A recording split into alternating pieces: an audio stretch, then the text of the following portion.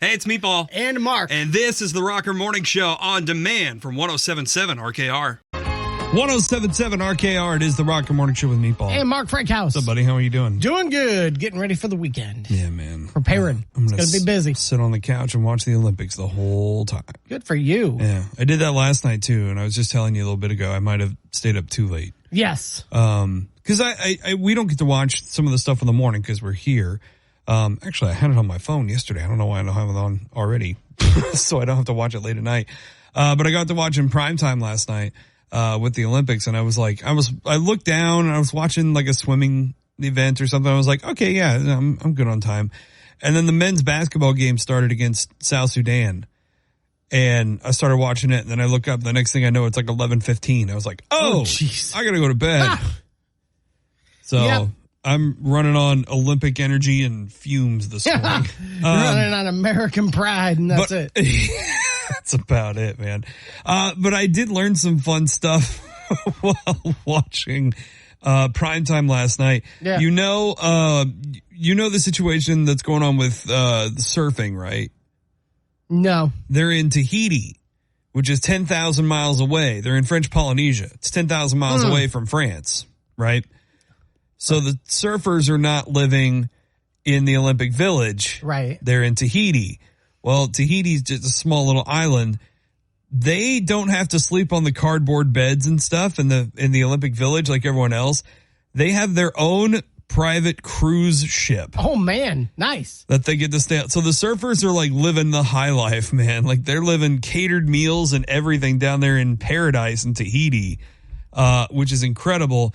NBC sent Colin Jost from Saturday Night Live to be their correspondent in Tahiti because he actually has some surfing background. Yeah. So he got down there and I was like, well, yeah, I'm going to surf this because I can surf. It's going to be fun.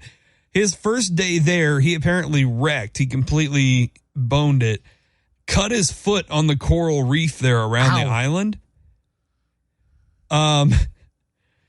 His correspondence, he has to like basically pace in place because ants were crawling into the wounds on his feet. Ew. And then he got a staph infection. And then he got an ear infection. Colin Jost is easily having the worst time of anybody on the island of Tahiti right now. Yeah, for real. Get the heck out of there. He has to do all of his like check-ins with NBC from like a cot now, like just a hammock hanging up. He's like, I'm taking 3 different medications. My goal is to have more diseases than there are events in the Olympics by the end of this. He needs an Olympic bubble. He just needs to come back to the U.S., I guess. I don't know. So that was fun. I learned about one of the greatest endorsements ever in the history of sports. There's an Italian gymnast sponsored by Parmesan cheese. And it's not like Kraft or anything like that, not specific company, but just Parmesan cheese. That's amazing. And she regularly posts on like her Instagram and stuff of her doing gymnastic stuff while holding wheels of cheese and chunks of Parmesan. How can I get that endorsement? Yeah, right. Because I will literally eat a whole block of Parmesan cheese. That's good Lord. I love it, man. I love it. But then we do have to talk about Team USA basketball. They had you remember like preseason or whatever you want to call it, the warm up exhibition, whatever. They played South Sudan. Yeah, they almost lost. Almost lost that game. Well, they had their rematch against South Sudan last night or yesterday, I guess. Who has only been a country for like 13 years, by the way. They played a team of literal NBA All-Stars and put up a really good fight. It was actually a pretty decent game, despite what the score showed at the end. The U.S. won. I have decided that aside from Team USA, obviously, I am rooting for South Sudan in NBA, in basketball. The country doesn't have an indoor facility. Right. They play on broken concrete and dirt courts back home, and they are so good. They're so much fun to watch. Yeah, they're going to be pretty much a force if they can actually get a court and, practice under proper conditions. And I think there's some NBA stars that are already like, yeah, we're going to fund the actual facilities for you in South Sudan, which is pretty cool. I think we're going to see a lot of South Sudanese players pop into the NBA soon, too. They need to get some of that Parmesan money. What's the South Sudan equivalent to Parmesan? I have no idea. I'm not going to lie, though. Like, none of my Oklahoma City Thunder players are on the Team USA group there.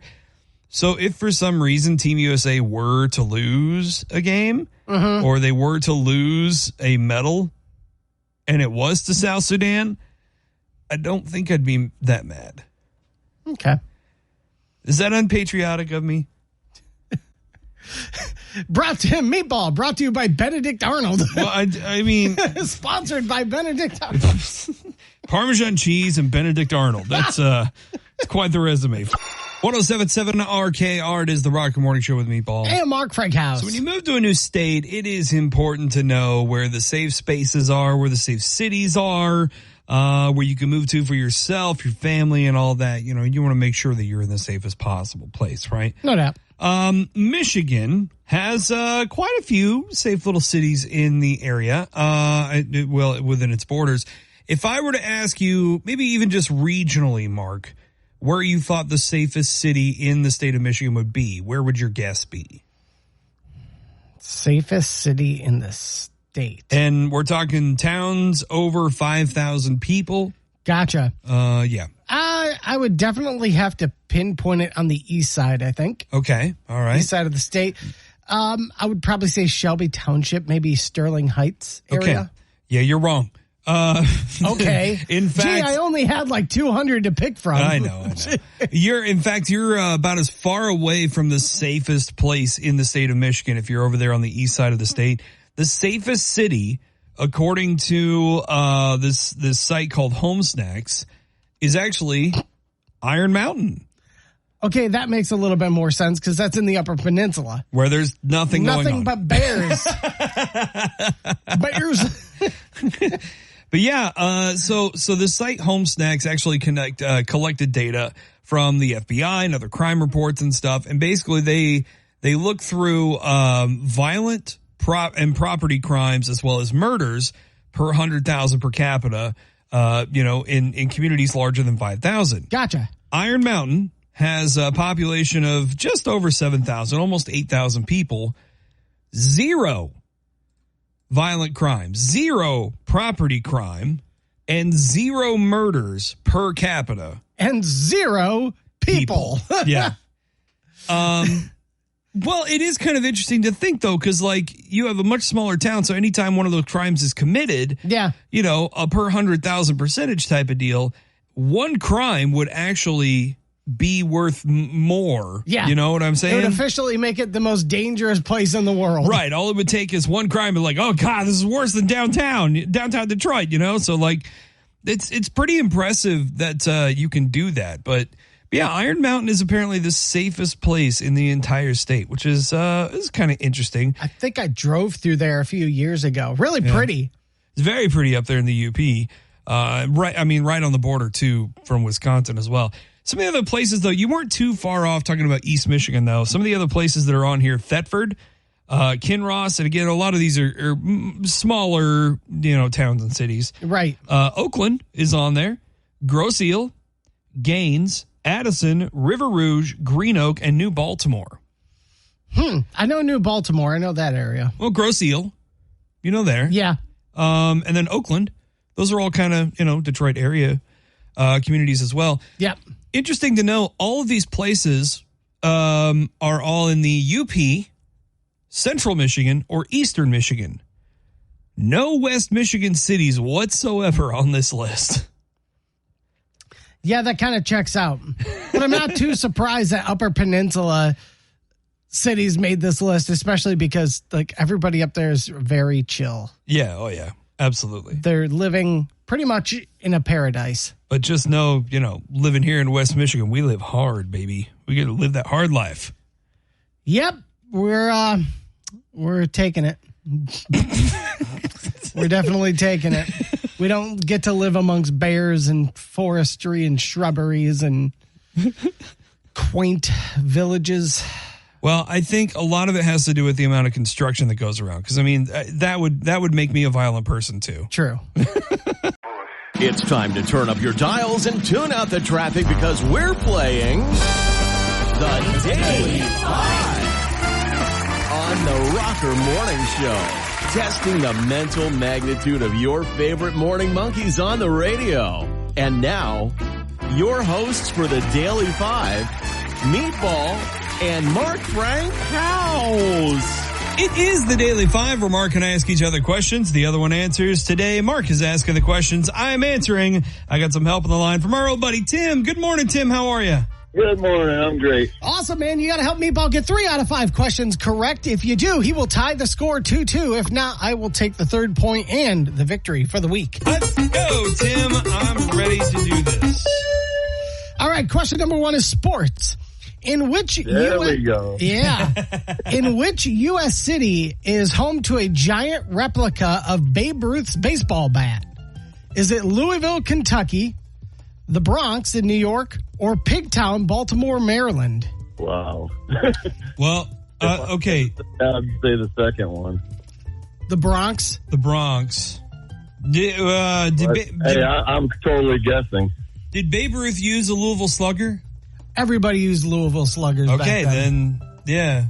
Surely there's a giant bat in Louisville that they're like, oh yeah, this is definitely Babe Ruth's bat.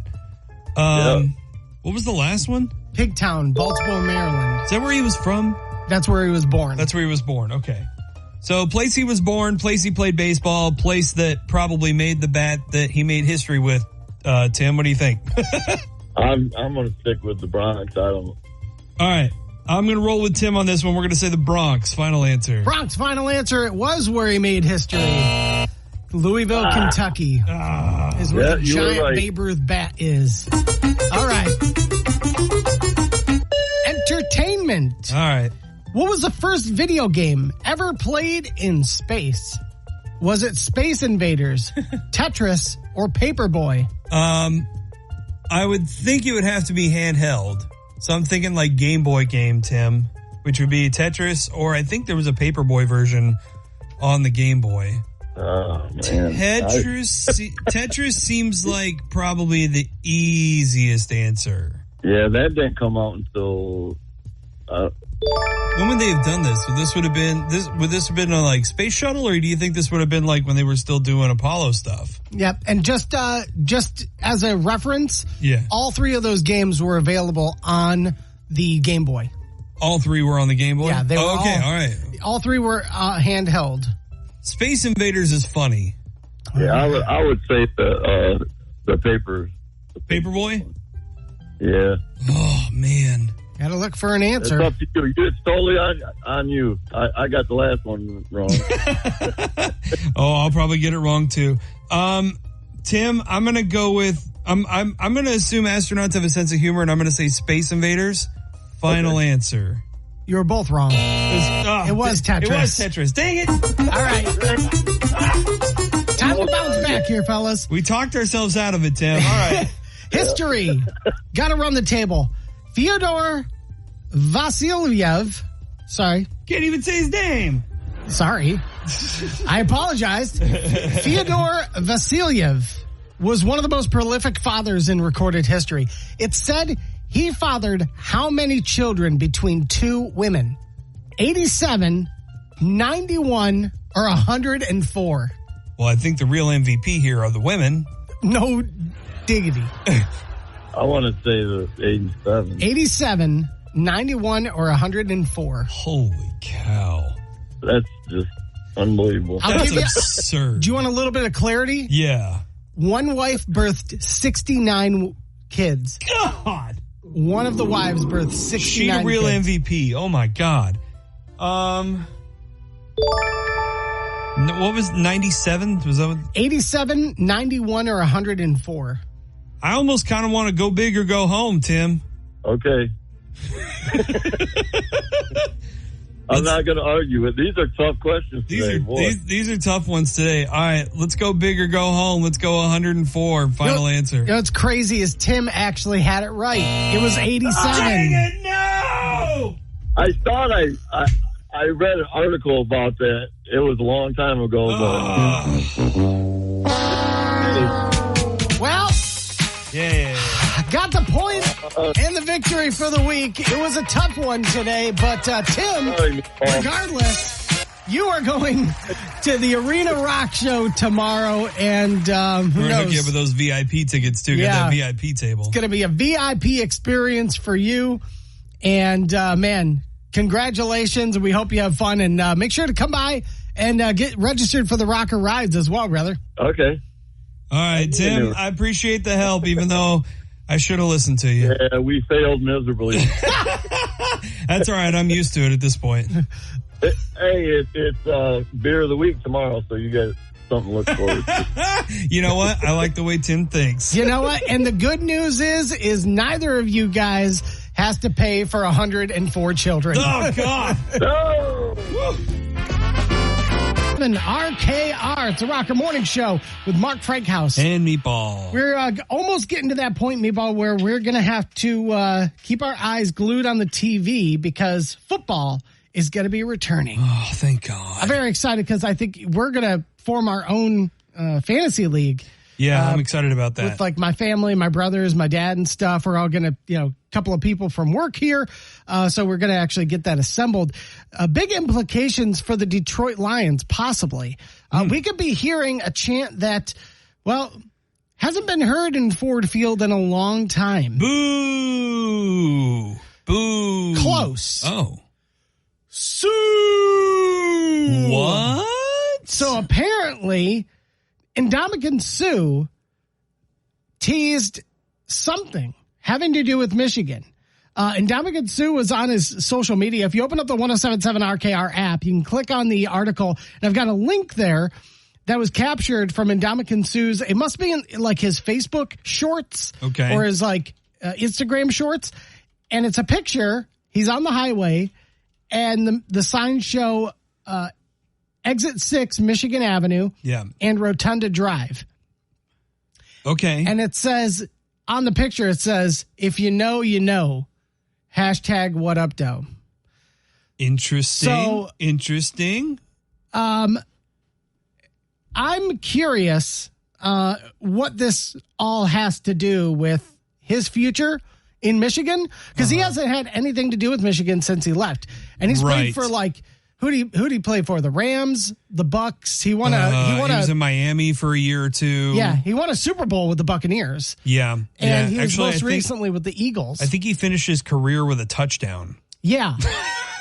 Well, with the Bucks, which is hilarious. So He he had an interesting career because he was deemed a dirty player at Nebraska as it was, and then the Lions drafted him pretty high. they did. And then he kind of got dubbed a dirty player everywhere else he went. When he went to the Buccaneers, though, he started to kind of dissipate, a little bit. But when he went to the Buccaneers, he cleaned up his act quite a bit. Yeah. And I mean, that's been, oh gosh, he was drafted in 2010? Yeah. So he's been in the league for 14 years now. I mean, that's a long time. So here's something interesting. Okay. Here's something interesting. I know because a lot of people are like, no, he's not coming back. We don't need him, blah, blah, blah. Yeah. Somebody made a joke that said, nah, this has nothing to do with the Lions. Sue posted earlier he's on a mission to count every traffic barrel in the United States. Now leave him alone so he doesn't lose count. So you're telling me he's going to be in West Michigan for a long time. Well, here's why I think he's coming back to the Lions. Okay. Just something to just keep in the back of your mind here. I don't know if you saw the news, but Lions defensive lineman John Kaminsky may be out until the playoffs after tearing his MCL. Ooh, okay. So they're looking for a little help there on So defense. maybe they're looking for a little beefiness to go on that defensive line. Well, and they need somebody to scare the Packers a little bit because, he was notorious for kicking him in the groin and stepping on him and all kinds of stuff. Like, didn't he? He literally stepped on Aaron Rodgers, which Yes. I'm fine with now. I don't care. It is thoughts what it and is. prayers and all that. But Heartless crap. But I mean, there's some, legitimate concern with the growth in the Packers and Bears. Well, and I think Dan Campbell is the guy to kind of not control Sue, but to get him to think Yeah. hey, you know what we're about. You know what we're doing. We need your strength. We need your ferocity, but we don't want you to do anything dumb yeah. that's going to hurt our chances going forward. So I want to know from you guys, would you welcome Sue back to the Detroit Lions with excitement, or kind of resentment or maybe a little fear, 978-1077. I want you to give me a call about this. It scares me a little bit that Dan Campbell wants him on a team where the motto is literally bite him in the kneecaps. Because Ndamukong Suh might actually do that. 1077 RKR, it is the Rocker Morning Show with Meatball. And Mark Frankhouse. All right, we have got the Rocker Rides going on. We want to get some people qualified to win that Ford F-150 from Tapper Ford. 2-year lease on that. It's going to be pretty awesome. Definitely no other Chevy vehicle. Silverado too, Meatball? There's definitely no other vehicle. Meatball, why do you constantly crap on Tapper Chevy? Because Ford is better. Okay, so you're just crapping on our nice sponsors here? Well, no, I like the people. Yeah. That's fine, but like the Ford's going to win. Yeah, well, you need to mention it as well. Legally, you are obligated to mention it. Well, that's what you're here for. No, I'm here to rat you out, Meatball. That's what I'm here to do. I'm going to be like, hey, Meatball's breaking our contract, just a heads up. So you're going to have to unfortunately make sure that the Chevy wins. That's how America works, Meatball. Yeah, something like that. But we do have the opportunity for you to pick between these two vehicles, which we love that we got from Tapper Automotive, Ford and their Chevy dealership there in Paw Paw. 2-year lease going out on these brand new vehicles for somebody who gets qualified for our Rocker Rides, Mark. Yeah, you can actually see the trucks in person. We're going to be at Warner Vineyards tomorrow between 6 and 8 getting you registered. You can check out the trucks, see which one that you're going to want to get your hands on and get behind the wheel of, and then get registered right there. You can also check out WRKR.com and the Rocker app, the 1077 RKR app. Find out where we're going to be in person with the trucks for you to get registered. And you can get registered at around 8:10 Monday through Friday. Like right now, 978-1077. Those are the numbers to call. Call number 7. You're going to get registered for the Rocker Ride, sponsored by Warner Vineyards and Tapper Automotive in Paw Paw. Let's go. 1077 RKR, it is the Rocker Morning Show with Meatball. And Mark Frankhouse. All right. Time to get going on our Olympics catch-up today. Okay. Recap from yesterday. Some of the top stories. Katie Ledecky, the absolute GOAT in the pool. It's our favorite tradition of the Olympics now to watch Katie Ledecky swim the 1,500-meter freestyle, which she did yesterday, and leave everyone in the dust. She finished 10 seconds ahead of the second-place winner, Wow. Anastasia, I'm not even going to try and say her last name, from France, who was also only 1 second ahead of the third-place swimmer from Germany. So Katie Ledecky just destroying everybody. She got gold for the U.S., and got an Olympic record too. By the way, she broke her own record. Jeez. And to be clear on how dominant she is, she owns the top 10 1,500 meter swim records in the world. So if you look at all the records, it's just her name. It's awesome. Awesome. France not without their awesome swimmer as well. Their standout Leon Michon, swimming the shorter races for the French men's team, won 2 gold medals in under 2 hours on Wednesday. First in the 200-meter butterfly, then the 200-meter breaststroke. His coach is actually Michael Phelps' old coach, okay. So no doubt he might be the new king of the pool soon enough, especially in those short races. North and South Korea making history yesterday, both showing a sign of unity after the table tennis mixed doubles event. China took home the gold, North Korea the silver, South Korea the bronze. But during their podium display, the two nations, along with China, took a selfie together, showcasing at least a little bit of want for unity there in the Korean Peninsula. It's especially important given that China, who has direct ties to North Korea and has growing tensions with South Korea, also participated in the photo op. So that's great for them. And finally, the greatest photo ever. Turkey competing in the pistol competition.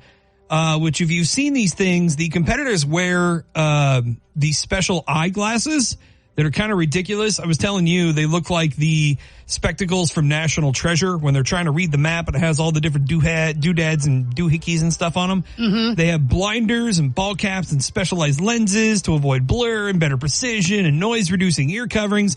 This dude from Turkey, his name is Dikeç Youssef. Looks like he literally just walked out of the crowd with a pistol, looked down the sight with his regular glasses on, nothing special, hands in his back pocket and everything, got silver. Just walking just like chilling. Yeah, he's like pop, pop. I can do this. All right. Anything else you want me to do? People spending thousands of dollars on those glasses, and he's just like, I got this. Get the silver medal. Cool. Sweet. When's lunch? Yeah, sounds good to me. All right, checking on your medal count as of 8 o'clock this morning, Eastern time in the U.S. U.S. back in 5th place after falling to 7th after yesterday's events. Now holding 6 gold medals, 13 silver, 12 bronze, total of 31 medals. Still winning there. But once again, the Olympic Committee counts gold medals first. China in first with 11 gold, 7 silver, 3 bronze. France with 8 gold. Japan also with 8 gold, but 3 silver. By the way, France creeping up on the U.S. with 26 total medals. So they're getting pretty close to us. And Australia coming in at 4th with 7 gold medals, 6 silver, and 4 bronze. And of course, we have swimming, track, and field events coming up. So U.S. still looking pretty good. 10 medaling events today, including 4 when swimming, women's 200-meter butterfly, breaststroke, and the women's 4x200 relay. Also the men's 200-meter backstroke, women's all-around gymnastics. So we get to see Simone Biles do her thing tonight as well. And then the event I'm so excited for, kayaking, the canoe slalom. Finally. Yeah, I know, right? Men's kayak singles. And have you watched the kayak events in the Olympics? They're insane. Yeah, I will say this. It takes a supreme athlete to do that. Yeah. It's like constant rowing. I'll do it for like 15 seconds and then I'll just let inertia take the rest. Let go, let God. I'm just like, you know what? I'm just gonna let the water do its thing. Not in the Olympics. The Olympics, you're rowing, you're going. Well, in a couple of days, my favorite event that's brand new this year. I'm so looking forward to this. Kayak cross. It's essentially motocross, but with kayaks. You're avoiding obstacles, you're doing rolls, you're spinning around obstacles and avoiding the other kayakers on the whitewater. Oh my God, dude. We're adding kayak cross and breakdancing this year to the Olympics. Like, we might as well just call this like ESPN2 or the Ocho at this point. Listen, if they eventually add Yu-Gi-Oh! Oh my God, I may Mark. have a chance to win a gold medal. You could be an Olympic athlete, Mark. Yeah. 107.7 RKR, the Rocker Morning Show with Mark Frankhouse. And Meatball. Meatball, I don't know if you've ever seen the old Warner Brothers film, but Ronald Reagan played someone called George Gipp. Okay. And that's where this infamous quote, which has been redone in Airplane and Major League 2 and countless other shows, the term win one for the Gipper. Oh. Someday when the team's up against it, the brakes are beating the boys. Ask them to go in there with all they've got. Win just one for the Gipper. I don't know where I'll be then.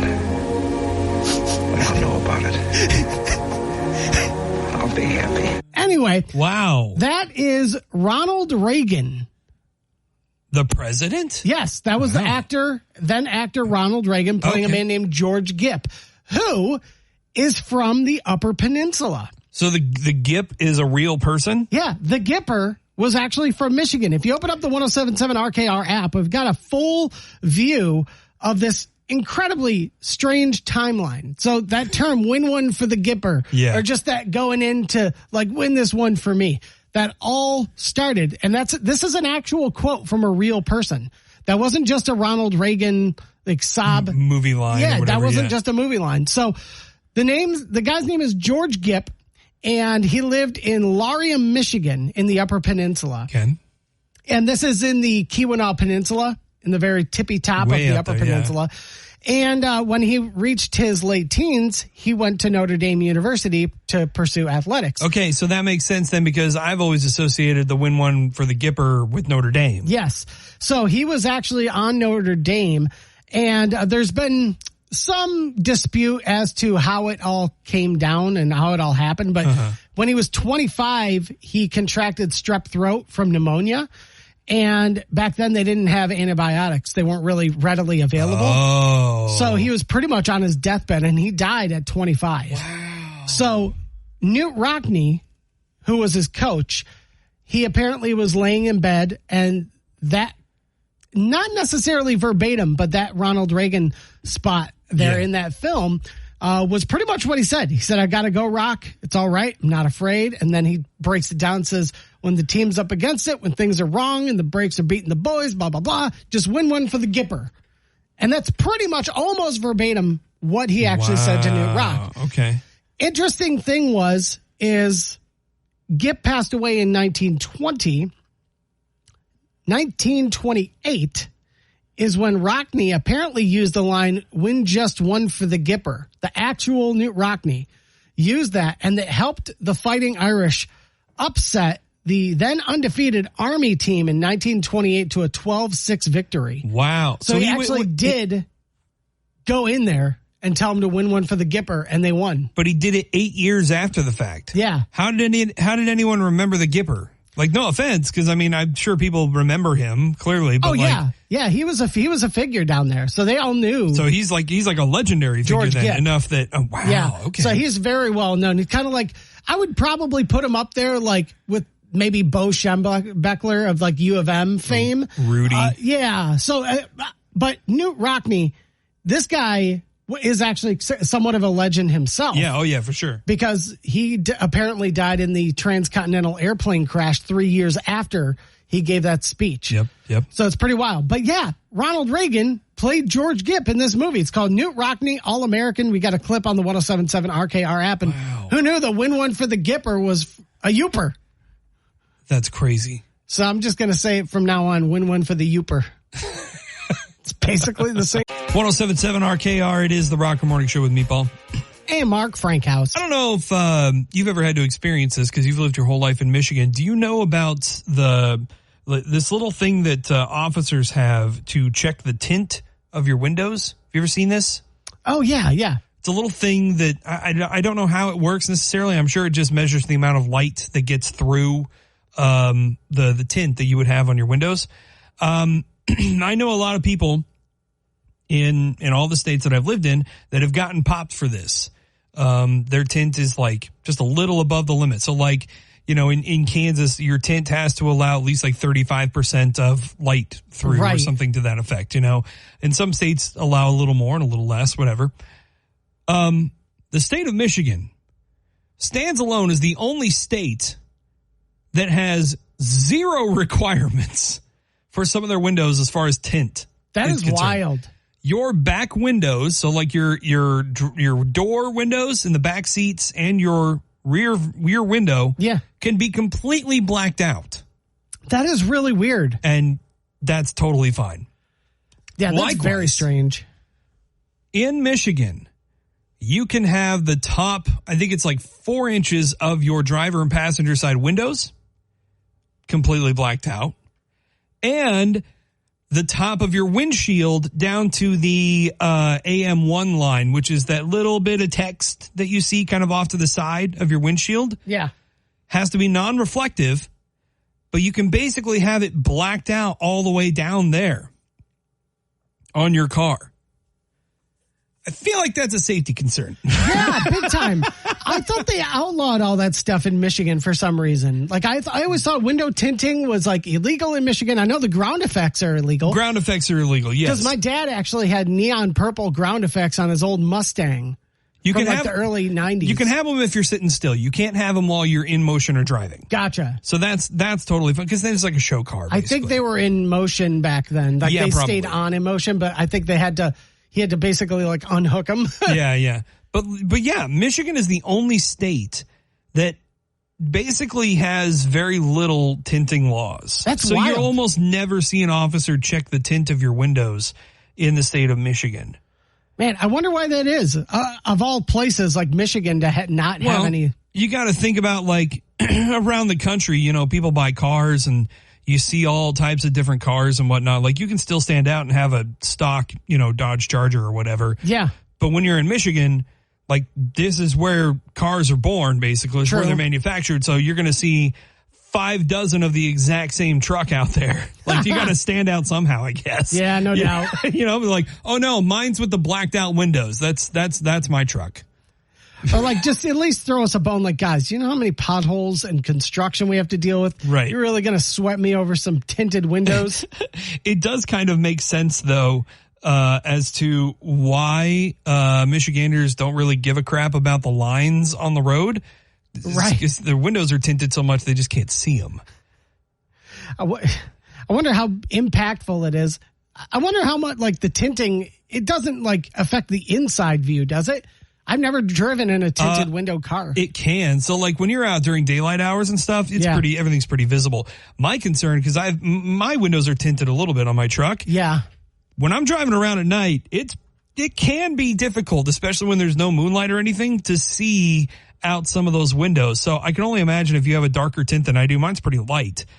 Not being able to see out some of those windows at night. And that's very interesting for the winter around here too, because we have long dark hours in the winter in Michigan. Mm-hmm. So just imagine, dark tinted windows plus 18 hours of darkness in Michigan. I guess that also explains the number of vehicles that have some kind of body damage on them driving around here too. Might have something to do with it. I'm also curious what the ratio is to people who have tinted windows, how much fast food they eat in their car. Don't watch me eat. I feel personally attacked with that one.